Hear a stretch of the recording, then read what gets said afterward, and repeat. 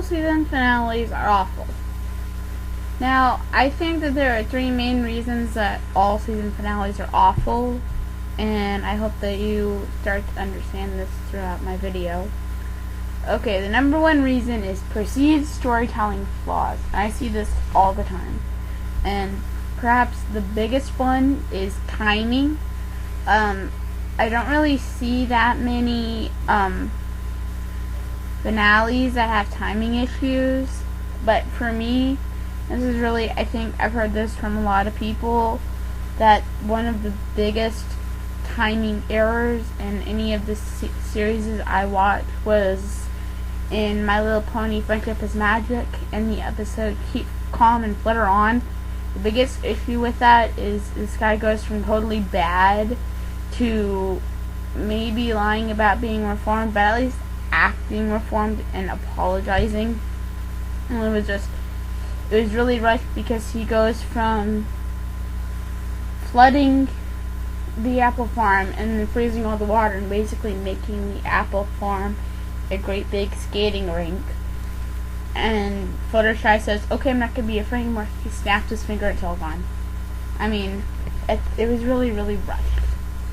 And the second reason is the lack of a good story, and I think this is more personal, like more opinion than actual fact, because I mean, good is an opinion word. Another good example of this for me was A Friend Indeed. I know that neither Friend Indeed nor Keep Calm and Flutter On are season finales, but in A Friend Indeed, I just didn't really get the whole storyline. I mean, what's going on? I mean, it seems like Pinkie Pie's mad because she's not friends with everybody or something like that, and it didn't really make sense to me, but that may be because I watched it once while I was doing something else and completely zoned out. But anyway, reason number two, the I could have done it better attitude. And the number one reason that I think this comes about is because of a lack of a satisfying ending. Now, the biggest example I can think of this is in Yang 3 and 2D. The reason why this happens is because, I mean, there's really no reason why Yin needs to die. Doesn't move the storyline along. And really, in reality, if Yang hadn't killed Yin, she would have sat on Daddy's lap for a couple of seconds. The police would have busted and Yin would have gotten arrested, gone to prison.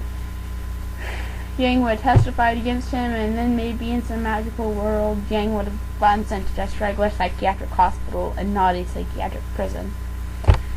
It wasn't a really satisfying ending, and I know there are a lot of other series that the ending doesn't seem very satisfying, that we kind of feel cheated out, stuff like that. And the second I could have done it better reason is because the story dies out. Another big example of this is Mr. Monk and the End Part 2. Pretty much in the middle of the episode, Trudy's killer commits suicide, and then you're like, what now? There's still 20 minutes left of the episode. There's nothing going on. Now, in Mr. Monk and the End Part 2, they start to revive it, because we find out that Trudy had a daughter named Molly who got adopted out, and everything starts to connect, and it starts to get revived. But I mean, still, when you go through it and watch it, it's still this feeling of, what now? The storyline's dead in the middle of the episode. And the third and most distressing reason, the biggest reason why season finales are awful, is because they have so many expectations put on them. I mean, finales are supposed to be the best episode of that season.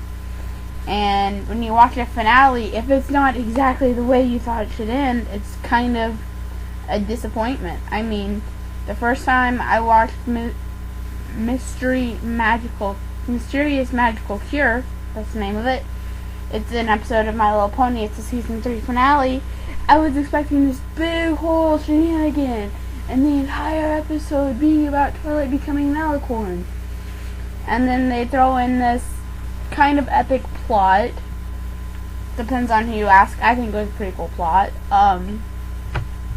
It's a musical, so there's about 3 or 4 songs, and Celestia has an entire, just a song, and it's just her singing, where you get flashbacks of all the others. And a lot of people expected this to be different, and also a lot of people already expected the episode to be bad.